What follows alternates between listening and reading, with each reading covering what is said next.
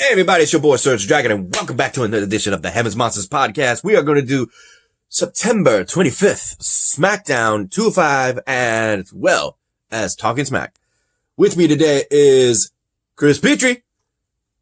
Too sweet. And Mike Henry. If you're ready for an episode of the Heavens Monsters Podcast, give me a hell yeah. Hell yeah. I said, if you're ready for an episode of the Heavens Monsters Podcast, give me a hell yeah. Hell yeah.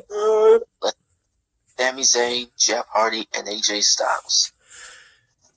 Like we were just discussing before this recording, it would be AJ Styles, Jeff Hardy, and Sami Zayn in the ring talking about their upcoming match in a ladder match, winner take all for both Intercontinental Championships at Clash of Champions.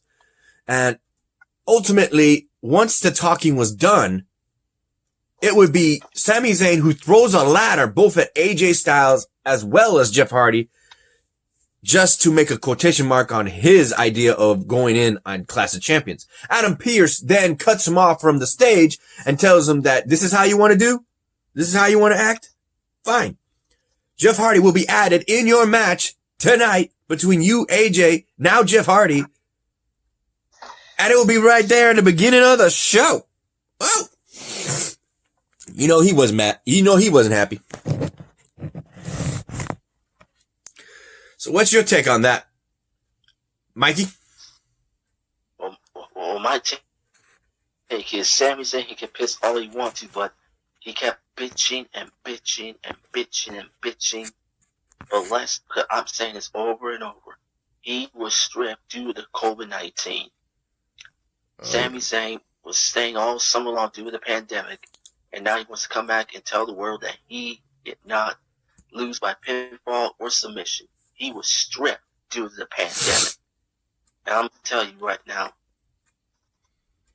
Sami Zayn, he never quits. He never quits. You gotta admire him for that much. Listen. He can whine bigger, but come later, either Tuesday, Wednesday, Thursday, we'll probably cover Clash of Champions unless you're on the double or not. Yep. Hopefully we'll cover that tomorrow on Monday. Launching on the double. Oh, it's a double, but I can be able to do it with team money. We'll have to wait and see. So, with that said, Chris, give your 2 cents. Everything bitch and moan he wants. But the fact of the matter is that Jeff Hardy is Intercontinental Champion, and he will prove that or crack the champion if anywhere we got to cover it. Mm-hmm.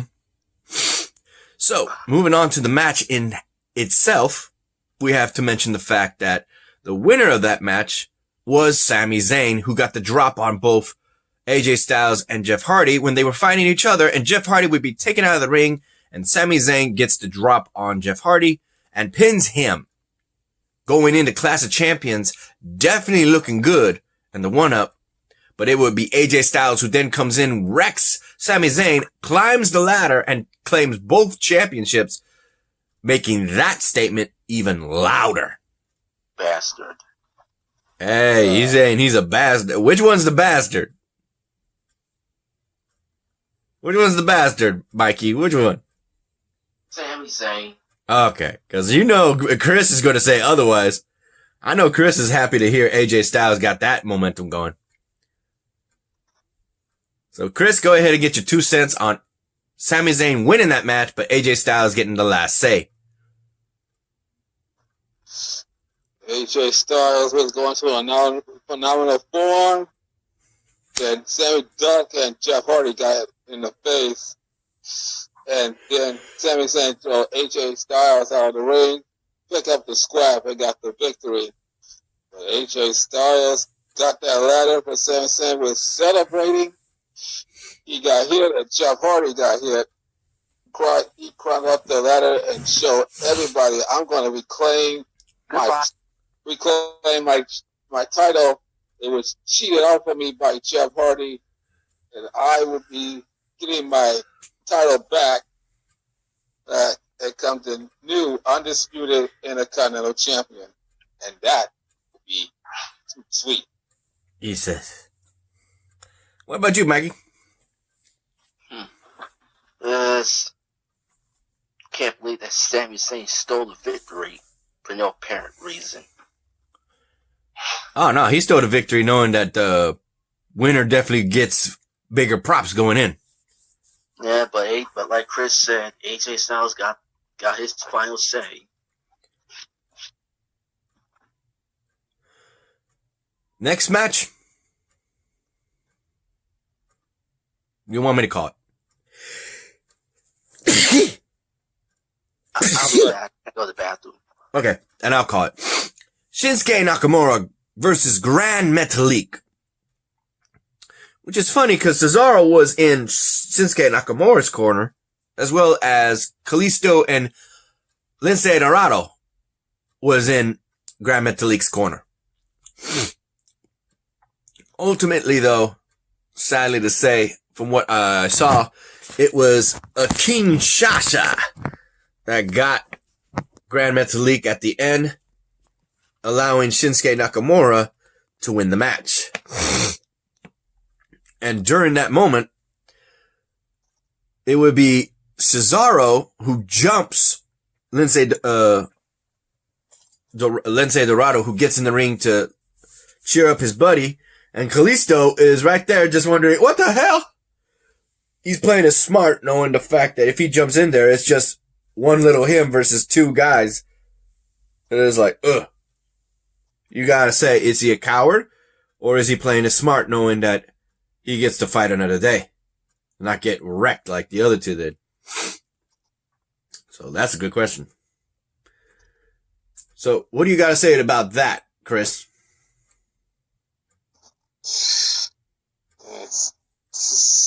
Well,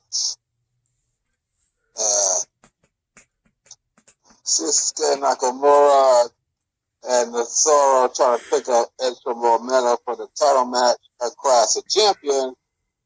After they leave the ring, it was I think Grand Metalik shoved Kalisto because he didn't get in the ring to help. Yeah, he got shoved for it. You're like, what the hell? Where were you? What were you doing? What about you, Mikey? You back from the restroom? I don't think so. Alright. Save that for him to comment and when he comes back. Next thing is King Corbin versus Matt Riddle. Payback rematch. In which case, Matt Riddle was definitely having the momentum going for him, but King Corbin got the strength advantage in this match and got Matt Riddle and dropped him, ultimately winning the match. So this is kind of interesting to know that happened. Because now we're put in the question that these two are tied up win for win. So are we going to see a rubber match? Probably. That's a good question. What do you think, Chris? Riddle won in Payback, and King Corbin won on Smackdown. So it might be a rubber match, but it might be a Smackdown or not. We had to wait for that. Mm-hmm. Oh, I'll be right back. All right. So, next subject is Alexa Bliss versus Lacey Evans. Oh boy. Oh boy. So, honestly, I thought Alexa Bliss won, but apparently it says here it ends in a no contest. I was like, ooh? Is that so? Courtesy of the fact that during the match, the Fiend's music would be playing, and it sends a trigger that shifts the gear and fighting style of Alexa Bliss into a very violent state. In which case, we go from Alexa Bliss just wrecking Lacey Evans to her stopping, and we see The Fiend saying, "Let me in." And then she just walks out of the match, and then we got the next part, which is finally Roman Reigns. We'll get to that part in just a bit, but when he came out, Alexa Bliss was just staring a hole at him from his back. And then she walks away like, what the hell? What the hell's going on? She had been possessed. Is she going to jump? Was she going to jump Roman Reigns or something? I don't even know. Get your 2 cents on that, Chris. Alexa Bliss, she has been obsessed with the Fiend. She been at it, I don't know how many months, but she had been at it like she was, like I said, she wasn't saying Alexa Bliss. This is an evil Alexa Bliss. Got obsessed by the Fiend, Bray Wyatt. She walked out in that ring, and Roman Reigns' music hits. She turned around and gave Roman Reigns the evil stare, because Roman took that title away from the Fiend. Like that. And she walked away. Yeah, she just looked like this. Just staring at him. Like, okay. A good while, too. Like a full minute. Like, damn, girl. So, the next thing we gotta mention, and I want to mention the side information with, of course, Mikey. Waiting for him to come back. So, the next thing is the conversation between Jey Uso and Roman Reigns. I was like, damn. We would have Jey Uso try to get his cousin into the ring and have this talk earlier in the show. But he said, Paul Heyman came out and said it would be on Roman Reigns' time. So, alright. It would be Roman Reigns' time. And then we would have Roman Reigns come out, like I said, right after that fiasco with Alexa Bliss and The Fiend, upon Lacey Evans. So, Jey Uso comes out. Might I mention the fact that they had a little bit of family product come in. We had words from both Roman Reigns' dad and his uncle, the other Wild Samoan, Rikishi, which was Jimmy and Jay's dad, and Jimmy's dad, Jay's, was actually saying that Jay will become the next Universal Champion. Universal Chief Champion. So, like, ooh, Rikishi. Ooh. So, after everything was said between Roman Reigns and Jey Uso, it was kind of interesting to hear, because he don't believe that he's going to be winning. He don't got what it takes. So when he does, Jey Uso then says that come at Clash of Champions, he will be the new Universal Champion, because he's already heard it, and he's always having to be hearing that who Roman Reigns is. But when he was asked who he is, it was a better question of which one are you? Because he's a twin. So he's going to make his statement, his claim to who he is when he wins the Universal Championship. After that was said, he goes up to the stage and he gets jumped by Roman Reigns with a Superman punch. Roman Reigns is right there in his face after being handed the Universal Championship title by Paul Heyman and telling him that he is actually feeding his family and Jay's family and the whole Samoan family with that title. That he needs to be the champ. That ain't nobody taking it from him. That Jay's not going to be the champ because he can't take it from him. I was like, damn. What's your take on that, Chris? Well, I can't believe Roman Reigns doubting his own cousin. Doubting the fact that he will never be Universal Champion.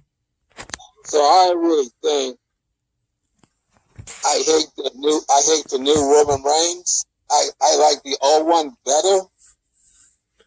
The old one never said that to his own family member, but the new one,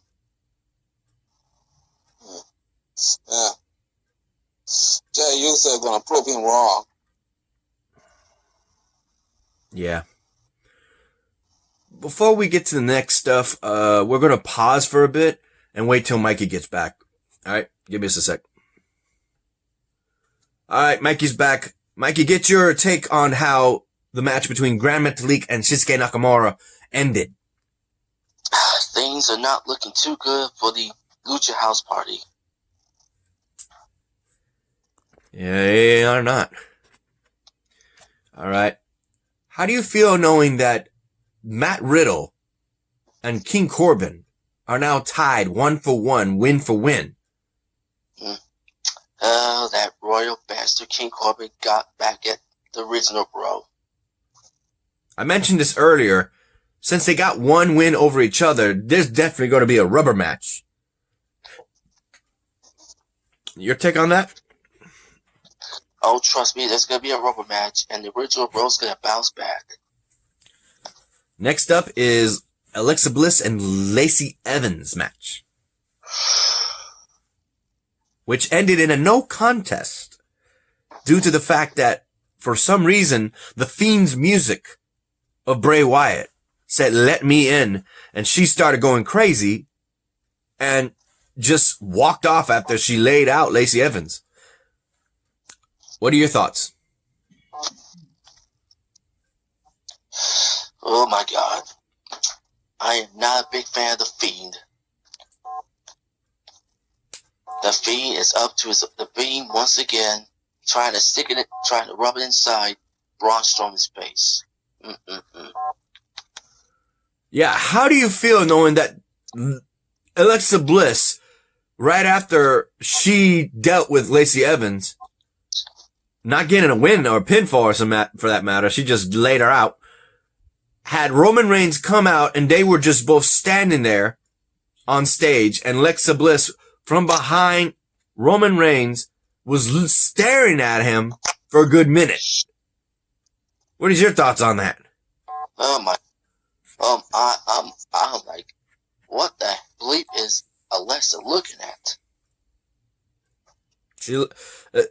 Commentary was mentioning, I didn't say this was Chris, commentators were mentioning that the title in which Roman Reigns took that from, the person that he took the Universal Championship from, was in fact Bray Wyatt the Fiend.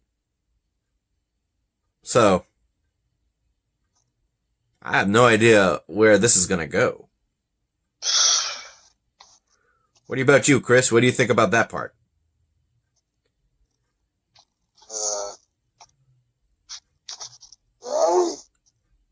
I always said that Alexa Bliss with the assess with the Fiend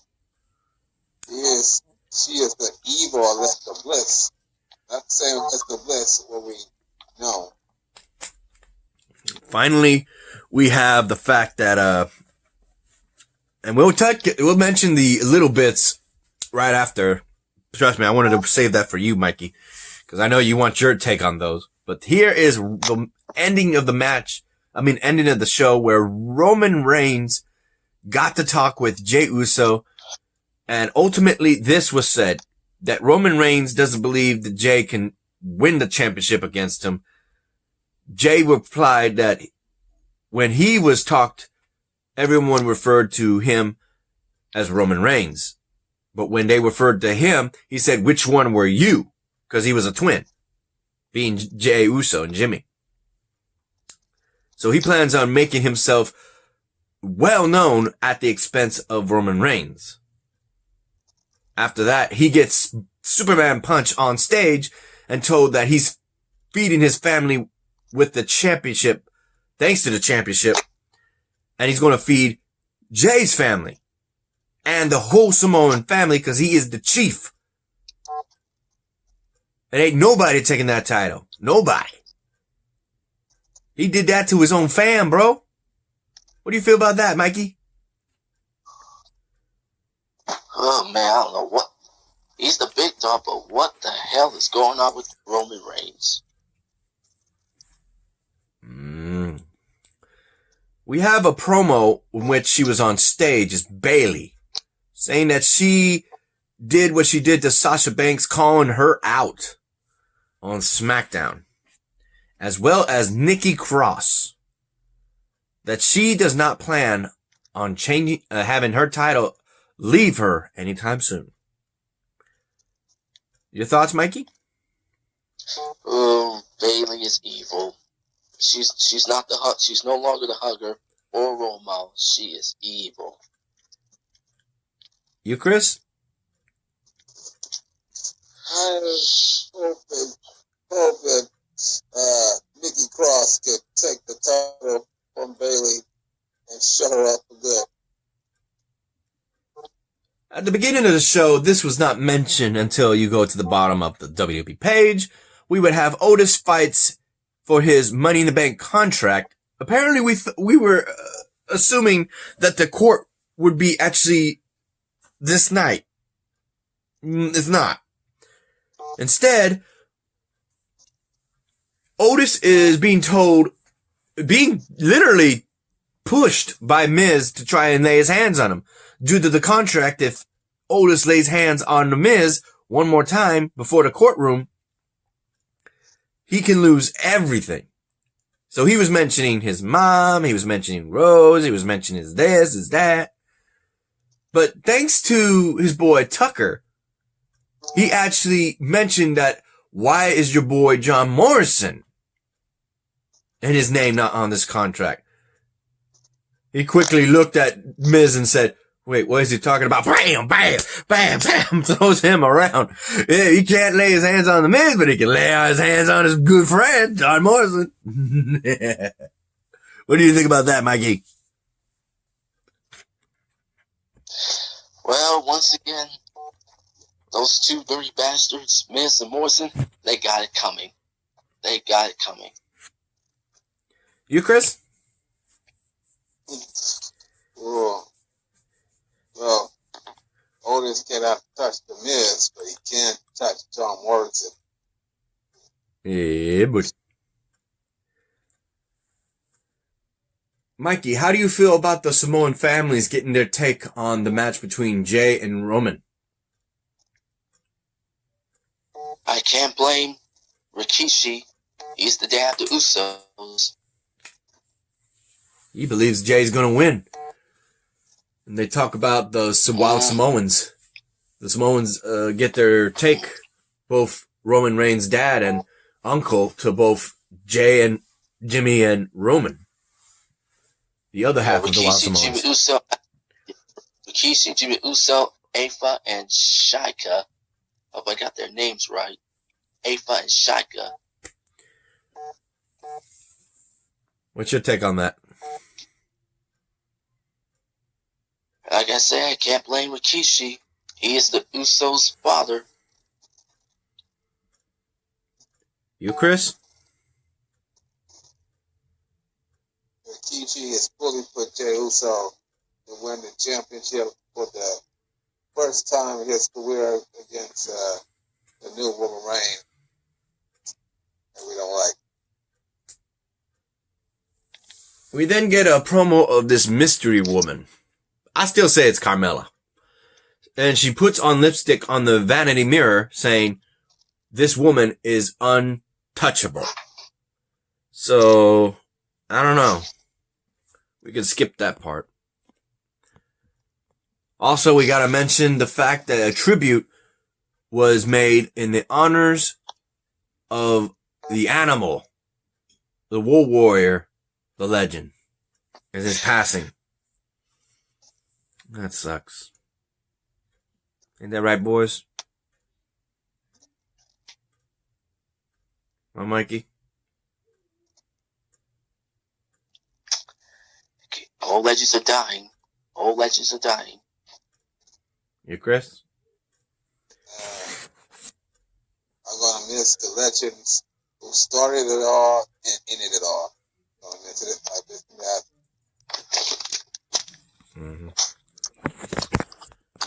Okay, so hold up. I'm gonna switch to this. I'm gonna switch to 205 Live.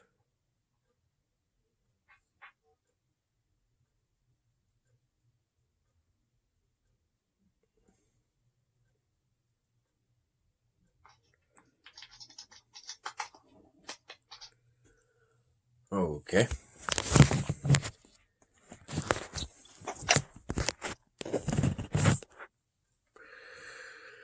We would have Mansoor versus...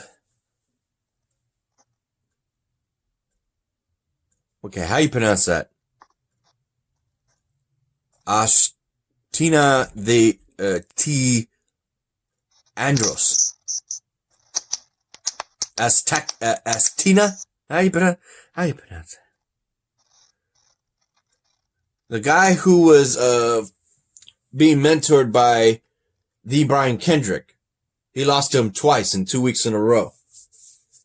He would go up against Mansoor, and ultimately, Mansoor would get the win on him. That's sad. He got the prep talk from Brian Kendrick and still lose. How do you feel about that, Mikey? On 205 Live. Well, the third time's the charm.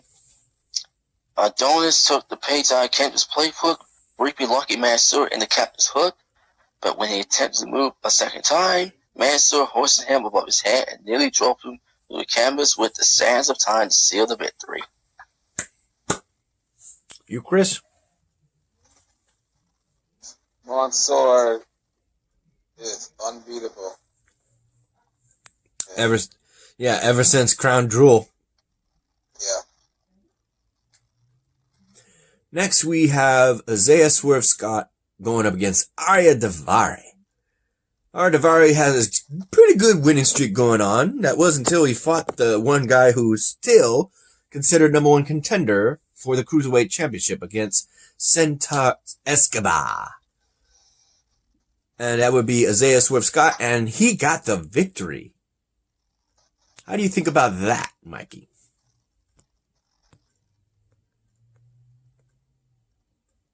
Mikey?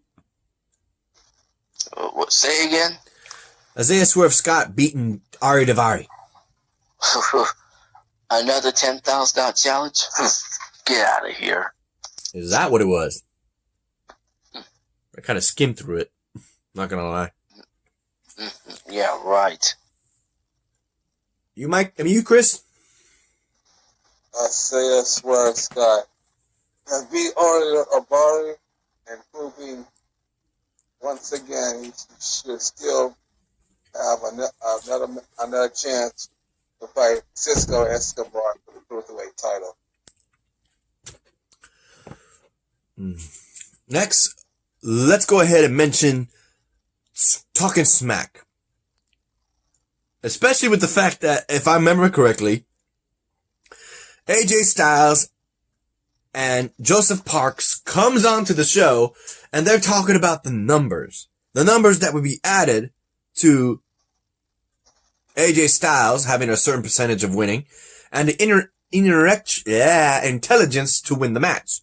He puts the numbers in and apparently something screwed up because a person who wasn't even in the match is the new Intercontinental Champion saying Santos Escobar. I'm like, that's messed up. He's not even in the match. How you feel about that, Chris? Yeah, that would be messed up. That would be funny if Cisco Escobar was in the match, and he will be destroyed. Oh, yeah. You, Mikey? Who cares about the numbers? Joseph Park does. Talking Yeah, about right. Granny something's food, biscuits and gravy or something like that. Chicken and gravy.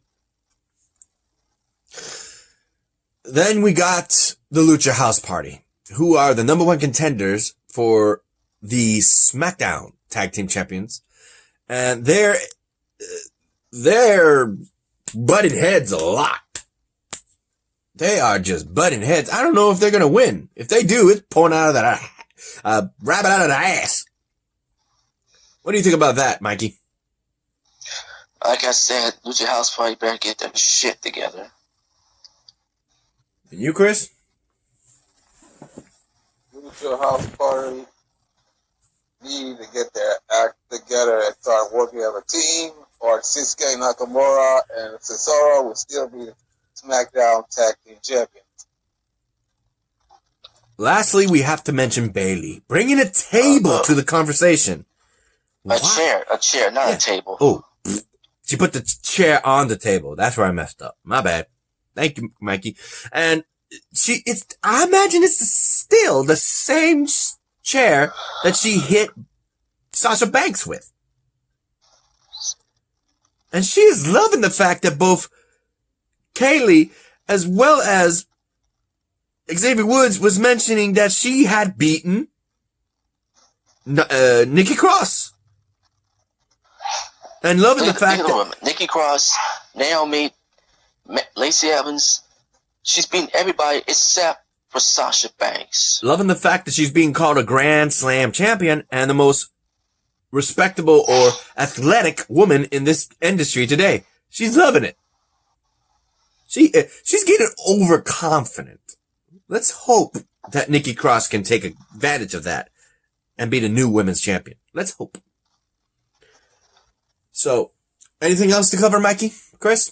Well, my thoughts is Bayley is evil, and next time I'll get my 2 cents this coming week on the podcast as we'll brag about Clash of Champions. But like I said, Bayley is just Bayley. She's no hugger. She's no role model. She is just evil. Mm-hmm. You, Chris? I have no comment on Evil Bayley. No comment at all. All right. Let's wrap this up then. A shout out to our fellow brethren of the Heavens Monsters podcast. A shout out to Xavier Hill, Mike Henry, and Andre Mitchell. A link to their YouTube channels will be in the description down below, as always. Shout out to, there you go. See, I gotta combine that. A remaining shout out to Chris Petrie, T-Money, Renee, Farrell, and Delvin. Also another shout out to Renee. His birthday just passed today. Happy birthday, Renee. Yeah, buddy. Oh, scratching my ankle. Be careful. Yeah, I don't know how old he is today. Didn't get a chance to see him at work when we picked up our buddy Jeff. So, let's say it at least. Yeah, from what I hear, he got a haircut yesterday.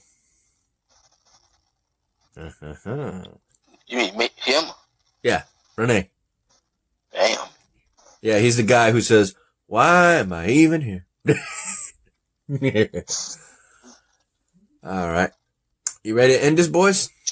Let's do this. Let me get you back on the main screen. Yeah, I'm going to have to get ready for bed. So we're going to have to save this week's edition of Impact and AEW for later. Okay? For either tomorrow or Tuesday. Not tomorrow. That's Clash of Champions review. So tomorrow will be Clash of Champions, and then Tuesday will be Yeah, well, we'll have to wait on Tuesday because I'm gonna see work-related wise. So if not that day, we'll try to do it on Thursday. Okay? Alright. Got work to do on Tuesday. Got a lot of All cleaning. I need all hands on deck. Okay? Alright. Alright, with that said, ladies and gentlemen, let's go. Surprised Andre didn't jump in. Guess he went to bed. Alright. You like this video? Give it a thumbs up. You didn't give it a thumbs down. Hit that subscribe button, like the content, hit that notification bell for the next Heaven's Monsters podcast. I'm Serge. That's Chris. This is Mikey. And that's the bottom line, because the Heaven's Monsters podcast crew says so. And we'll see you tomorrow for a recap of tonight's episode of Clash of Champions. In which case, I'm going to catch up on as soon as I can, because I got a few things to get ready for work. I got to get my lunch ready. And then I'm going to watch some Clash of Champion. And I'll be like, can you feel that? Can you feel that? Can you dig it? Yeah. Bye, y'all.